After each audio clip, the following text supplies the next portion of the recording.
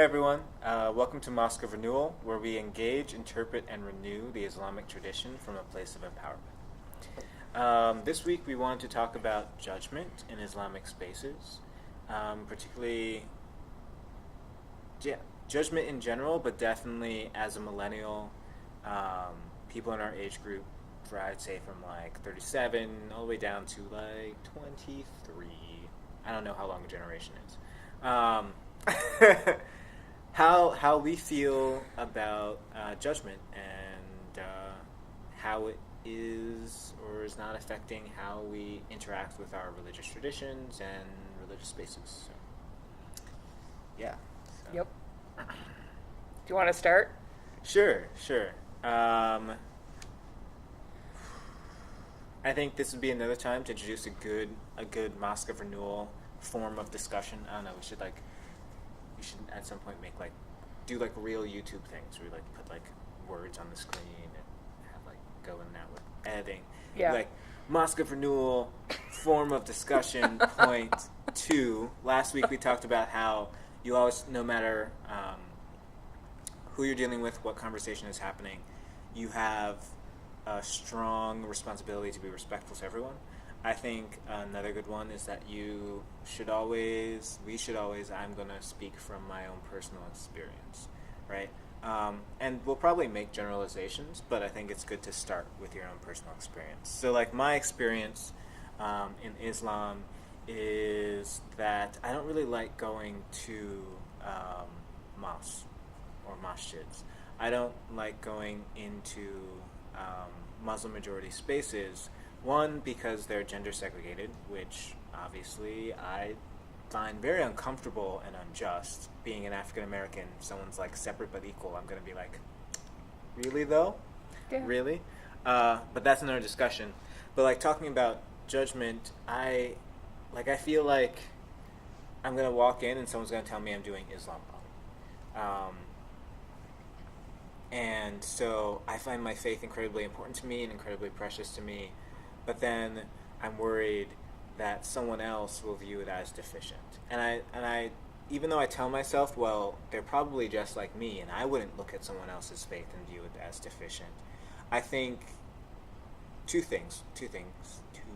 One, that there really has been a culture in Islam in the past 100 years or so, especially, where people have felt empowered to tell other people that you're doing Islam wrong, that you're not a Muslim because you're doing something wrong. I think that's part of the tragedy that has happened to Islam, that there's been this incredible narrowing of what Muslims can be and what Muslims can look like in the world, based on this wrong-headed desire to make everyone fit into a box. This is what Islam is, and we're going to make everyone fit into a box. And if you step outside that box, you are not a Muslim, and you can be hurt, basically. And obviously, the most extreme forms of that has, as far as I have seen, not have happened in the U.S., but have happened in other parts of the world, where people will actually have their lives put in danger because of stepping outside of that box. But it has affected Muslims all over the world, and now there is this low-key culture of, I can tell you that you're doing Islam wrong, and we're all trying to do Islam better than others. There's this competition. Did you do Islam correctly today? Yeah. So I think I think there definitely is a culture out there of that.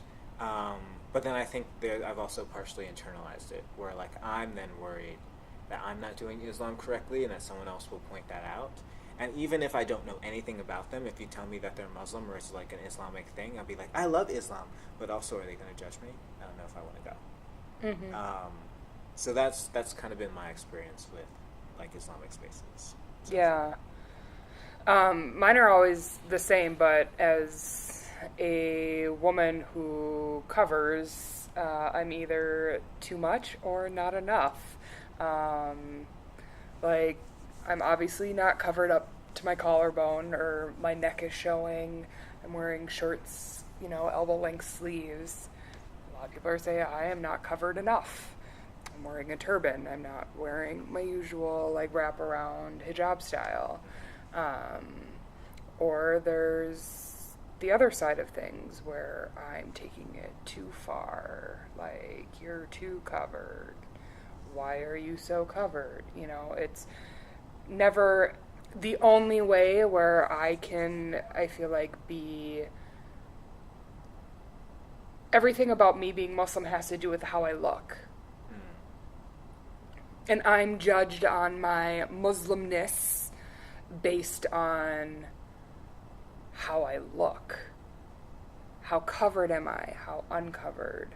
You know, do I go around and touch men that I'm not related to? You know, it's not how well do I show God's love. Like, how well do I love everybody? How charitable am I? Like, how good am I as a person? It's all about how I look. And the things that I am that create value in me as a woman, not in the things that create value in me as a Muslim. I definitely think the focus on like the outward religiosity affects. Well, I think that's definitely one of the dangers, I would say, of the practice of veiling or being hijabi. It hits men a little bit less, but I've definitely seen men wear what may be considered like traditional Muslim dress. Like, the thing is, I don't know if it's Muslim dress or if it's just like Middle Eastern dress. There's like a distinction, but you know, it'll be the garment that's from here down to your ankles. A thobe. Yeah, those are nice. You walk, they create a breeze. It's like air conditioning. Which would make a lot of sense if you lived in the desert. Yeah. Like, so is it a cultural garment or is it like a religious garment? And I don't necessarily think there's anything wrong with it being like both. Like, for example, if I go into a Roman Catholic church or even a Lutheran one and they're like wearing like all these crazy robes, I'm like, cool. Yeah. Robes. Who doesn't want to dress up in robes every once in a while? I would like to dress up in robes every day. Every day. Robes, capes. Yes. You know, I'm a little bit of a geek and a nerd. I would love all those things. But I don't want to feel that my goodness as a human being or my ability to reflect God's teachings is dependent on what I am wearing. Because while, you know, your religion is reflected in everything that you do, including what you choose to wear, I would definitely say that there are other areas of life that probably need a little bit more like attention. You know, it's about priorities. Yeah. I mean, like, I love me some skinny pants, man. Some skinny pants and like a super cute like flowy top and a turban or a hijab. That's what I wear to work. If I want to wear some skinny pants, like, that's between me and God. That's not between me and the man who can't control or like is taught that he can't control his propensity to sexualize a woman who's not wearing like this big huge like outer garment that's going to hide everything. I shouldn't have to hide everything and feel like and this has nothing to do too with just being Muslim. Like, this is also just part of being a woman in the United States. I'm constantly judged for how I look, and more so I feel because I do choose to cover in my own way. And like, I'm always like being told that I'm not good enough because I don't look like the other Muslim women in our Twin Cities community. And I don't like going to mosques for that reason. It's because I do it in a way that makes me feel comfortable, and I cover not to show people, not to identify as a Muslim, but to make me remember God. Like, having this on my head every day is a constant reminder that God's there and that I need to be doing everything I can to honor God in every action that I do, and make sure that the intention for me is there to honor God and what God wants, and has nothing to do with what other people or what other people think that I should be doing. Yeah. I think I definitely don't face that when I go to mosque. Like, I feel Yeah. like I get the benefit of the doubt. When I talk to people, I'm welcome. They're like, yeah, come learn. You're like a young guy, or I'm perceived as young. I probably am perceived as young on this video too. And they're just like, yeah, come learn. Until I actively will do something that makes someone question my Yeah. Islamicity, right? Like, for example, when I went to one mosque, and I mean, I personally, when I have gone to mosque, I try to find a place where I do not have to participate in the gender segregation. It's like a hard line. Like, you know how, like, there will be men in front and women in the back for the most part, and there's like some dividing line between them. I will almost always try to sit on that dividing line and like face sideways. It's really weird. Like, it's this weird balance that I try to strike for myself, where I don't want to disrespect the community that I walked into, and like the rules that they have set up, when I'm not a member of that community and have not necessarily had a voice in trying to say something about them. But at the same time, I can't in good conscience participate. And so once I went to a mosque and I did that, and like the older men like called me out later, and they're like, it's not appropriate for you to have your eyes faced towards the sisters, because I was facing sideways. And I said, and they were telling me this is also part of the bad part of looking young. They were telling me this like I didn't know.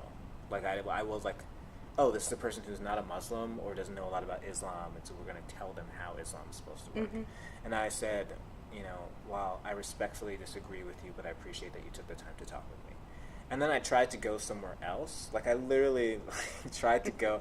So, like, there was, like, I don't even know what it's called in Islam. I don't know if it has its own name. I'm considered, like, the sanctuary, right? Like, the actual room where people are praying. And there's, like, the hallways around it. Yeah. And I tried to go to the back, because in my mind that was symbolically okay. Like men, women, and I'll just be outside the space. Oh, and like the praying in the arcade back. area. Yeah. And then I got yelled at. And they were like, are you even and like this guy walked up to me, he was like, are you even a Muslim? Do you know anything about Islam? And I was like, yeah. And I said, I'm a Muslim that doesn't believe. Go lower that shade. Just be right back. You keep talking. Yeah, I was saying that I'm a Muslim that doesn't believe in gender segregation, and he was just like, then you're not a Muslim, right? And that just kind of ruined that space for me. Like, I never really went back to that mosque, because if you're going to tell me that I'm not a Muslim, you're like, I don't know. That's what I think mosques are there for, to be places where you learn about Islam, and not where you get thrown out of the community. Yeah. Symbolically or otherwise. Sorry. I feel like, though, that's the big thing. Like, I've always been taught, like, you don't get to call somebody who, like, you can't tell somebody you're not a Muslim, because that's judgment. And I've really taken that no judgment thing to heart. Like, I'm terrible at it, but I really try hard to not judge other people. And especially other Muslims, just because I know as a woman, especially a white convert woman, how hard it is to be judged in those Islamic spaces. Like, I'm also a single Muslim woman who I don't exclusively date Muslim men. And so that also, like, oh, well, are you really Muslim if you're not looking to marry another brother? That kind of, it. Yeah, so I hate going to a lot of Muslim spaces because of that. Like, I'm super proud of my identity. Like, I'm a Muslim woman, and, like, I consider myself to be, for the most part, fairly religious, but I hate going to religious spaces because I just am always made to feel like I'm not Muslim enough. Yeah. And, I mean, we should probably, I don't know, look it up or do a whole thing on it, but declaring someone not a Muslim, like accusing someone else of apostasy, is that the word in English, I Mm-hmm. believe, is a grave sin. Yeah. And that was recognized, I think, for most of Islamic history, that was like, that is just like, if you're going to, like, that's a big deal. If you're going to do it, there has to be something behind it. You probably just shouldn't do it. Yeah. And now I think it's like the most common thing in the world. Like, Yeah. I'm going to shout out someone, I'm going to actually send this video to you. I'm going to shout out someone who messaged our page, our Facebook page, and we were talking about homosexuality in Islam and whether you can be homosexual in Islam. I mean, we weren't really talking about that, but this person was talking about that. Yeah. He was very concerned. I think it was a he. I'm assuming. I'm sorry if I have that wrong. But I called them brother, and they did not correct me. So I think it was a he. Pretty sure it was also a he. And he said, "Oh, some people say that if you do that, then you are no longer a Muslim." And it's Yeah. like this. Why? Like, we have this culture now where you can declare someone else not a Muslim, and it's talking here in our like moderate, fairly safe. I would say fairly safe. U.S. context. I would say that turns people away and turns people away from the path of God, because we all need kind of that space from one another to explore and to try to get to God.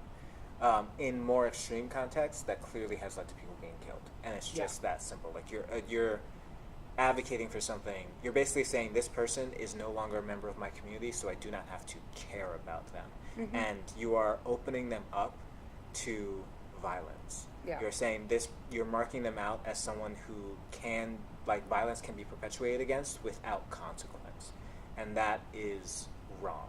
And even if you don't live in a context where I feel like we don't, like, if someone came to me and said, "You're not being a Muslim," I wouldn't feel that would allow anyone to kill me, right? But that does make me less likely to want to engage in Islam. Like, if someone keeps telling me that I'm not doing it right and that I have no place, I will start to believe I have no place. And hopefully, with God's help, like, I will shrug that off. I feel like I have. Like you, I feel like I'm a fairly religious person. But it wears on you. I know there have been periods in my life when I have just not been very active. I haven't really prayed. I haven't really, like, thought about Islam because I just felt like there was no place for me in Islam. And I always, like, this is important to me, but I just don't know how to move forward with it. I don't know how to engage with it in a healthy way, because when I try to engage with the community, when I try to engage with other Muslims, it's always just this, hurtful experience. Yeah. And I guess that's one of the things I would like to be different, like, very different. Well, I mean, personally, like, I think you're a fantastic Muslim, and you make me want to be better, Thank you. to be completely honest. Well, that's the hope, that we can all Yeah. inspire one another. Because that's the whole point. Yes. Like, what if someone is like, let's say you're correct. Yes. Let's say you're correct and someone is being a bad Muslim. If you just tell them you're a bad Muslim, what are they going to do with that? They're going to be like, they're going to feel shame and they're going to go away. I would agree with you, because I kind of, like, there are certain things that I'm totally okay with. Like, I buy a lot of my scarves and my scarf undergarments from Jewish stores. Muhammad has specifically said that women should not make their head like the back of a camel. This is a tickle shaper. Orthodox Jewish women wear them to make it look like they've got a lot of hair. So, like, I'm purposely going against something Muhammad said because I like the way it looks. Makes me a bad Muslim in that one aspect. I also love bacon. Well, And I'm okay totally announcing that for the entire world. I love bacon. God will have, like, God judges I these mean, things. You don't judge these yes, we are going to have a long conversation. The point And I'm being, okay with though, that. like, if you are a person who truly believes that someone else is going the wrong way, like, as far as I know, the tradition tells you can do two things. One, you can give them sincere advice. And I forget exactly where I heard this metaphor, but it was talking about how, like, hearts are like fragile birds. That if you're going to hold someone's heart in your hand, you have to hold it like you're holding a baby bird. So, like, even if you're giving sincere advice, you can't just be like, I sincerely believe that you are a bad Muslim. Like, Yeah. that's not coming at it with the proper tenderness and Yeah. carefulness Like, that you you're supposed you to coming have. up and telling me, going, Nikki, you're a terrible human being because you like bacon is not holding my heart like a wounded glass bird. Yeah. So, first thing you can do, give sincere advice, Mhm. and hopefully, do so in a way that shows humility. Yeah. I think that was the importance of the scholars always after they wrote something saying "Wallahu alam," like, and God knows best. Here is my sincere understanding based on like all the effort that I've put into it and like all the time I have spent trying to come to a really good answer, and I believe this is correct, but I also recognize that God knows best, and I do not know. Ultimately, I'm just one person, right? Yeah. I think that's an important attitude to come into anything with. So, you think this person's a bad Muslim. The first thing you can do is give them sincere advice with tact and with gentleness and with humility. The second thing you can do is just show them by example. That's the only thing you can do. Like, go out and do what you think is best, and maybe you'll inspire someone. And that's not just in Islam, that's in anything. Like, you Right. can't just, like, be the change you want to see in the world is one of our constant phrases, right? Like, you actually have to be the thing that you want to see. People will learn by your example a lot more than they'll learn by your words. So Yeah. if you're like, you're being a bad Muslim and you're saying it in a very unkind and judgmental way, all you've taught them about Islam, you haven't taught them anything that you thought you were teaching them about Islam. You've just taught them that Islam is judgmental and mean. Yeah. So. Yeah. Yeah. It's very true. And unfortunately, that's the experience that I feel like I have had, that a lot of people have had, and it's like, I feel so grateful that I've had other Islamic experiences, that my first foundational Islamic experiences were all like gentleness and love and goodness, because Yeah. like when other things have gone bad, I've been able to like point back at those and be like, but those people were great. Yeah. Yep. The way they did Islam, that was great. Yeah. So, thank you. Thank you. Thank you to the people who taught me, the first Muslims I met, the people who taught me Islam. I very much appreciate what you have given me, just through being good people, good, kind people. You gave me like a grounding in Islam that has lasted for years and hopefully will last for the rest of my life. Yeah, same here. There was one person that I went to high school with that started me on this path, and I'll tell him all the time how forever grateful I am to him. So, I guess to conclude, we're not judgmental We try not to be. as much as possible. Yeah. So, get at us with your comments and your comments. Pretty much that's all you can do. Subscribe. Yeah. Like. Comment and subscribe. Yeah. Make sure to hit the little bell so you get notifications when we post new videos. All those wonderful YouTube things. Yes. But also, we will put the link to our Facebook page in the description. We post all our YouTube videos up there, but we also post like our events and discussion topics.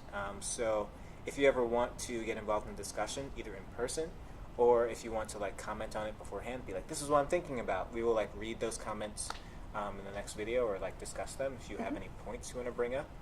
So definitely check out the Facebook page for updates about what like discussion topics will be happening as we go forward. I guess thank you for joining us. Do you have any final words? Not really. Okay, so yeah. You nailed it. This has been Mosque of Renewal, and we will see you next week.